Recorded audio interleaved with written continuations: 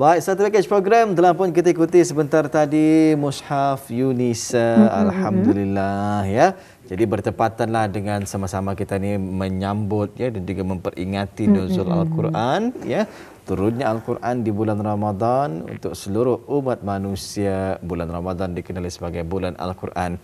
Jadi ruangan ceramah seterusnya ini memperkatakan ya mengenai dengan kelebihan membaca dan tadabbur Al-Quran. Kita berdua telah pun berjaya menghubungi Yang Mulia Dr. Nazirul Mubin bin Ahad bersama kita selepas ini ya. Iya, jadi kita cuba sapa ya Tuan Dr. Nazirul Mubin bin Ahad yang sudah pun berada di hujung talian pada ini. Ya, Assalamualaikum Doktor. Waalaikumsalam warahmatullahi wabarakatuh. Ya. Alhamdulillah. Apa kabarnya Doktor? Sihat pagi ini? Alhamdulillah sihat. Alhamdulillah sihat. Ya, selamat menjalani ibadah puasa Doktor. Terima kasih di atas masa yang diluangkan bersama kami ya pagi ini dalam segmen ceramah Ramadan bulan mulia. Tajuk yang menarik sesuai rasanya di pagi Selasa ini kita bincangkan kelebihan membaca dan tadabbur Al-Quran. Kita ni pun baru saja memperingati dan juga menyambut nuzul Al-Quran ni Doktor. Iya. Ya, jadi berketepatan juga ya di bulan Ramadan ini kita dianjurkan ataupun digalakkan untuk memperbanyakkan membaca Al-Quran. Jadi mengapakah Islam menuntut umatnya untuk membaca dan bertadabbur Al-Quran ini? Jadi kita terus serahkan kepada Doktor. Silakan. Baik, terima kasih. Assalamualaikum warahmatullahi wabarakatuh. Waalaikumsalam. Alhamdulillah, nahmaduhu wa nasta'inuhu wa nastaghfiruh. ونعوذ بالله من شرور أنفسنا ومن سيئات أعمالنا من يهده الله فلا مضل له ومن يضلل فلا هادي له وأشهد أن لا إله إلا الله وحده لا شريك له وأشهد أن محمدا عبده ورسوله أما بعد. Alhamdulillah, berbalik kepada soalan yang diajukan tadi, iaitu mengapakah umat Islam begitu dituntut untuk membaca dan bertadabbur Al-Quran. Maka kita ni melihat di sini kerana Al-Quran itu sendiri adalah kitab Allah Subhanahu Wa Taala. Ia merupakan kitab ilahi yang kita dipanggil, yang mana ia diturunkan daripada Allah Subhanahu Wa Taala, yang mana Allah Subhanahu Wa Taala telah menyebutkan firman-firman-Nya di dalamnya yang akan menjadi rujukan untuk kita menjalani kehidupan sebagai manusia yang menjadi hamba Allah Subhanahu Wa Taala. Dan Al-Quran jika dilihat juga ialah apabila kita melihat kenapa kita ni dituntut adalah kerana hakikat Al-Quran itu sendiri. Ada beberapa hakikat yang kita ni boleh bicarakan di sini, iaitu hakikat bahawasanya Al-Quran itu dipelihara, iaitu mahfuz. Sebagaimana firman Allah Subhanahu Wa Taala di dalam surah Al-Hijr ayat 9 yang disebutkan, inna nahnu nazzalna dzikra wa inna lahu lahafizun, iaitu sesungguhnya kami yang menurunkan Al-Quran dan kami yang akan memeliharanya. Maksud hafizun di sini ialah pemeliharaan Allah Subhanahu Wa Taala daripada sebarang perubahan atau pertukaran seperti mana yang disebutkan oleh Ibnu Kathir. Dan kemudian ialah hakikat Al-Quran itu sendiri adalah mukjizat Allah Subhanahu Wa Taala. Jika kita melihat di sini apa hakikat daripada apabila kita melihat Al-Quran itu sebagai mukjizat, maka kita akan mendapati bahawasanya di dalamnya tiada keraguan kerana kemukjizatan Al-Quran itu begitu tepat dan pelbagai dari kepelbagaian aspek, sebagaimana kemukjizatan daripada sudut saintifik, daripada sudut legislatif, daripada sudut retorik, daripada metafizik dan sebagainya. Jadi kita melihat Al-Quran itu salah satu daripada kitab yang memang agung. Dan kemudian Al-Quran itu kitab yang nyata lagi mudah. Kitab Al-Quran adalah kitab yang zaman keseluruhannya sangat relevan untuk setiap umat Muhammad sallallahu alaihi wasallam daripada zaman terdahulu sehingga zaman sekarang. Dan Al-Quran itu adalah kitab agama keseluruhannya. Maksudnya di sini ialah Al-Quran itu mengandungi pelbagai aspek di dalam kehidupan manusia, daripada sudut akidah, ibadat, akhlak, usul tasyri' dan hukum hakam dan sebagainya. Dan Al-Quran itu sendiri adalah merupakan kitab yang merupakan kitab insani sejagat. Hal ini kalau kita ni dapat fahami kerana sifat Al-Quran itu sendiri ia menekankan kehidupan manusia dengan kalimahnya untuk alam sejagat, yang mana ia bersesuaian dengan sifat kita ni sebagai manusia, sifat kita ni sebagai makhluk yang dicipta Allah Subhanahu Wa Taala. Dan kenapa Al-Quran itu umat Islam disuruh ataupun diperintahkan untuk membaca dan bertadabbur Al-Quran ialah kerana tujuannya ia diturunkan, iaitu agar ia dapat menjadi satu rujukan bagi umat Islam, agar umat Islam dapat mengambil manfaat daripada kitab yang diturunkan Allah Subhanahu Wa Taala. Jadi kita ni melihat di sini bagaimana baginda Rasulullah sallallahu alaihi wasallam apabila baginda datang kemudian meninggalkan umatnya, baginda tidak meninggalkan umatnya tangan kosong. Berarti baginda Rasul sallallahu alaihi wasallam meninggalkan dengan satu kitab yang mana kitab ini yang akan menjadi rujukan untuk kita ni menjalani kehidupan yang seterusnya. Dan kalau kita ni melihat juga setiap dalam penciptaan kehidupan manusia di atas muka bumi Allah Subhanahu taala ni, kita ni mempunyai satu sudut yang fitrah untuk kita ni fahami. Setiap perkara mempunyai timbalannya, ataupun setiap perkara mempunyai kelebihannya, mempunyai apa yang akan balasan yang akan kita ni dapati. Maka kalau kita ni melihat Al-Quran itu sendiri, di antara balasan yang kita ni akan dapati apabila membaca Al-Quran, Allah Subhanahu Taala telah menjanjikan kita ni akan mendapat pahala yang berlipat ganda. Dan bukan sahaja kalau kita ni melihat dari sudut dari sudut duniawi dan akhiratnya ataupun ukhrawinya, kita ni akan melihat Al-Quran ini petunjuk, rujukan dari sudut duniawi, dari sudut ukhrawinya ia mendapat pahala kita ni akan dilipat gandakan Allah Subhanahu taala dan akan menjadi syafaat di hari kiamat nanti. Allahu a'lam bissawab. Alhamdulillah ya. Jadi itulah sedikit penerangan ya sebentar tadi oleh Yang Mulia Doktor mengapa Islam menuntut umatnya untuk membaca dan bertadabbur Al-Quran ya. Berikutnya ni Doktor ya, apakah kelebihan membaca dan bertadabbur Al-Quran ini tadi? Terima kasih. Alhamdulillah. Apabila kita ni menyebut tentang kelebihan membaca dan bertadabbur Al-Quran, ada dua perkara ni apabila kita disebut membaca dalam bentuk qiraah, kita ni membaca sesuatu perkara ataupun kita ni membaca Al-Quran dengan huruf-hurufnya dan sebagainya. Dan satu perkara lagi ialah kita ni tadabbur. Artinya kita ni memahami kandungan Al-Quran, dan ini sebenarnya adalah tujuan ataupun objektif sebenar Al-Quran itu diturunkan untuk kita ni faham, bukan semata-mata dengan kita ni membaca tetapi tanpa kita ni memahami. Kerana Al-Quran itu diturunkan dalam bahasa Arab yang mungkin bagi kita ni orang Melayu, kita ni perlu kepada lebih memahaminya untuk kita ni melihat kepada tafsiran, terjemahan dan sebagainya. Baik, kembali kepada apakah kelebihan membaca dan bertadabbur Al-Quran.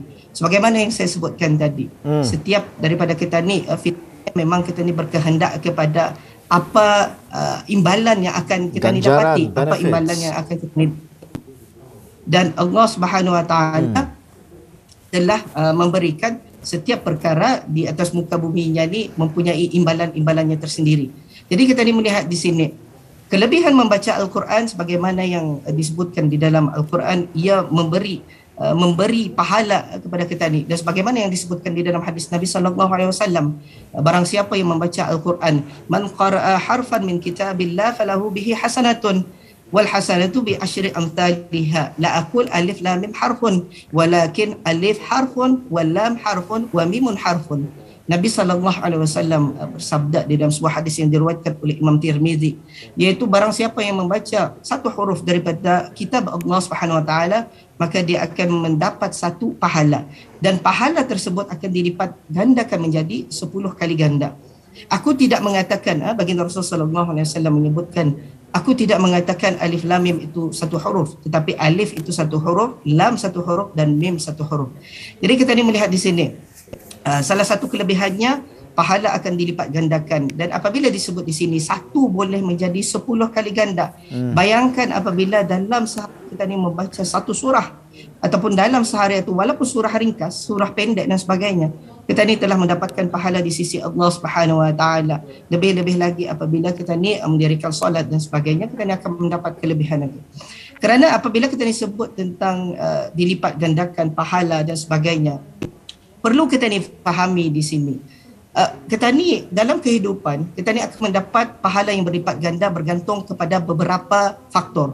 Sama ada faktor tempat, iaitu apabila kita ni berada di Masjidil Haram, kita ni berada di tempat-tempat yang suci dan sebagainya, maka akan dilipat gandakan pahala kita ni. Dan kemudian disebabkan faktor lain, iaitu disebabkan oleh faktor kita ni umat Muhammad sallallahu alaihi wasallam. Disebabkan kita ni menjadi umat Muhammad, maka kita ni akan mendapat kelebihan di sisi Allah Subhanahu Wa Taala. Dan kemudian ialah faktor masa. Faktor masa di sini kita ni melihat bagaimana bulan Ramadan itu sendiri, apabila kita ni melakukan kebaikan pun pada bulan Ramadan, kita ni akan mendapat pahala yang berlipat ganda. Apatah lagi apabila bulan Ramadan kita ni isi dengan membaca Al-Quran, yang mana Al-Quran itu sendiri akan dilipat gandakan pahala. Dan bulan Ramadan itu sendiri akan kita ni dilipat gandakan pahala. Jadi dua perkara yang dilipat gandakan, maka kita ni akan mendapat kelebihan. Dan di antara perkara lain, kelebihan bertadabbur, tadarus, kita ni sebut tadarus daripada perkataan darasa, iaitu saling kita ni mengajar, saling kita ni menegur. Jadi ini adalah peluang terbaik untuk kita ni. Apabila kita ni berhimpun, selesai kita ni menunaikan solat tarawih, ataupun bila-bila waktu sekalipun, apabila waktu pagi kita ni berkumpul selepas zuhur, kita ni berkumpul bersama keluarga, kita ni membaca, saling tegur menegur di antara satu dengan yang lain. Jadi kita ni melihat perkara ni adalah amalan yang dilakukan oleh baginda Rasul sallallahu alaihi wasallam. Sebagaimana Nabi sallallahu alaihi wasallam menyebutkan hadis yang panjang, tetapi kita ni mengambil potongan daripada hadis tersebut, iaitu wa kana yalqahu fi kulli lailatin min Ramadan fayudarrisul Quran. Nabi sallallahu alaihi wasallam bersabda adalah Jibril itu datang pada setiap malam kepada baginda Rasul sallallahu alaihi wasallam pada bulan Ramadan untuk mengulang kaji Al-Quran. Hadis yang diriwayatkan oleh Imam Bukhari. Dan kemudian seterusnya apabila kita ni bertadabbur, tadarus dan sebagainya, maka jiwa kita ni akan menjadi tenang, tenteram.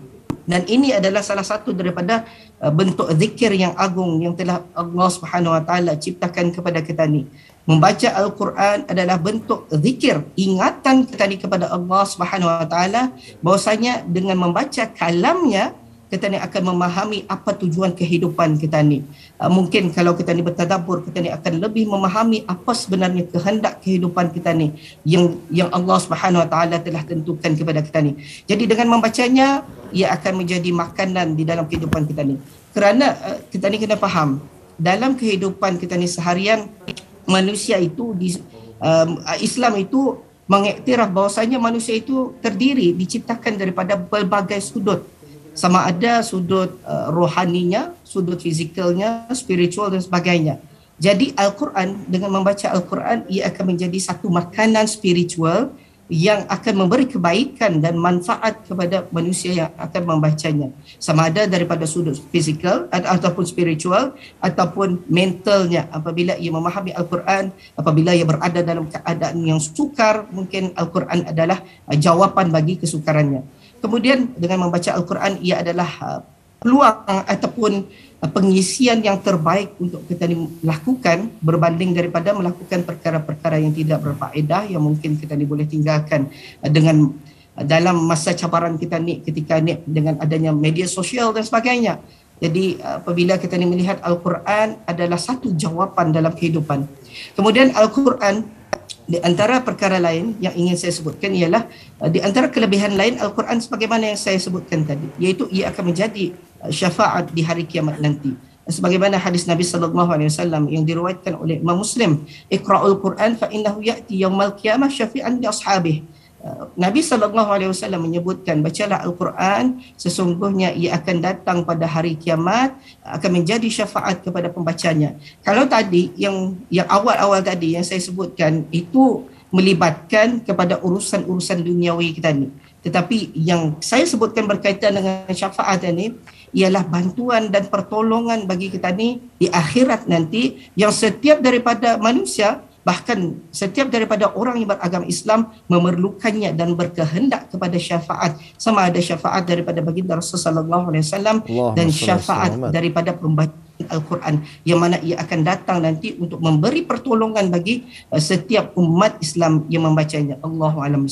Alhamdulillah, luar biasa Ya, sekali betul. kelebihan dan juga manfaat ya membaca dan tadabbur Al-Quran ini ya.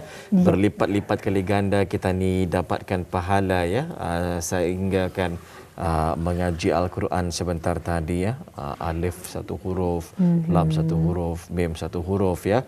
Ada kajian kah dibuat ni doktor dalam Al-Quran itu sendiri ada berapa huruf?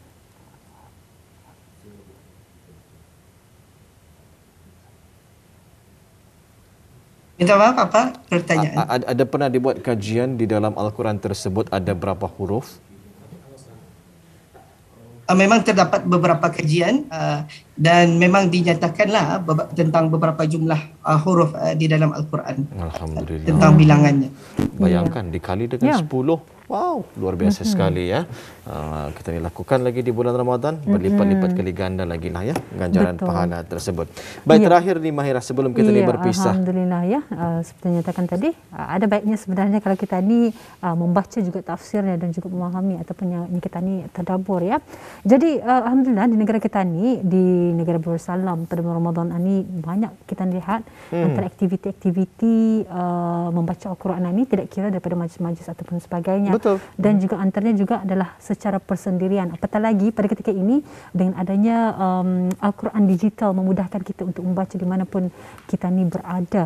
Jadi bagaimana sebetulnya kalau kita ni kan menguruskan masa untuk membaca dan juga mentadabbur Al-Quran di dalam bulan Ramadan ini, Doktor? Silakan. Baik, terima kasih. Alhamdulillah.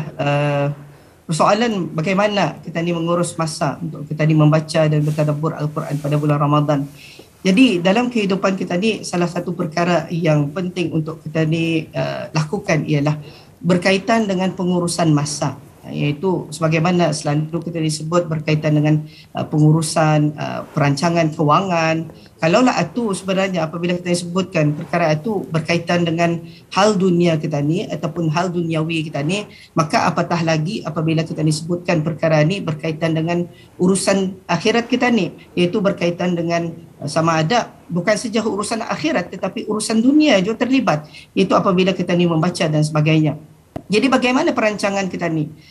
Jika kita ni melihat kepada perkara ini sebenarnya sebagaimana yang saya sebutkan tadi, ada dua perkara yang kita ni bicarakan sekarang, iaitu berkaitan dengan membaca dan kemudian bertadabbur. Sebahagian mungkin timbul persoalan pada bulan Ramadan, mana yang lebih afdal ataupun aula untuk kita ni lakukan. Kita ni kebiasaan kita ni akan mengkhatamkan Al-Quran kan ketika mana bulan Ramadan. Jadi yang lebih aula kalau kita ni melihat mungkin persoalan yang akan timbul, mana yang lebih baik untuk kita ni lakukan, iaitu khatam Al-Quran secara qiraah ataupun membaca, ataupun khatam Al-Quran secara tadabbur. Ini mungkin persoalan yang akan timbul di kalangan umat Islam. Pada bulan Ramadan, apa yang perlu kita ni fokus? Baik, di sini ada dua senario. Yang pertama ialah apabila kita ni melihat sekiranya sesuatu itu sekiranya kita ni membaca pada bulan lain, pada selain daripada bulan Ramadan secara qiraah dan kita ni mengkhatamkan pada bulan lain, maka adalah lebih aula dan lebih baik untuk kita ni pada bulan Ramadan ini kita ni fokus kepada tadabbur kita ni. Ini pengurusan masa kita ni. Kita ni fokus kepada tadabbur, membaca Al-Quran untuk memahami. Kerana ini adalah tujuan utamanya.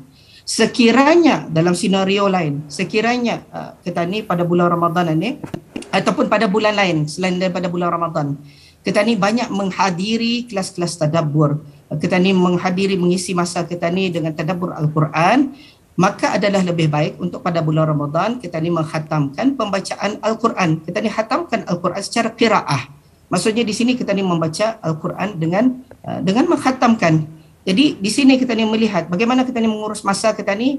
Salah satu perkara yang penting, jadikan Al-Quran sebagai satu perkara yang kita ni sentiasa pegang pada setiap waktu dan setiap masa. Bukan sahaja pada bulan Ramadan tapi pada bulan lain. Maksudnya di sini bulan Ramadan ini adalah bulan madrasah, tetapi ia akan berterusan pada bulan-bulan lain. Maksudnya di sini kita ni akan sentiasa membaca dan bertadabbur Al-Quran agar menjadi manfaat di dalam kehidupan kita ni. Allahu a'lam bishawab. Alhamdulillah, luar biasa sekali perkongsian bersama dengan Yang Mulia Dr. Nazirul Mubin bin Ahad, penceramah yang kita ni undang untuk hari ini dalam segmen ceramah Ramadan bulan mulia ni, Mahirah. Ya, kita ucapkan terima kasih sekali lagi kepada Dr. Nazirul Mubin, dan insya-Allah kita akan berjumpa lagi. Selamat menunaikan ibadah puasa.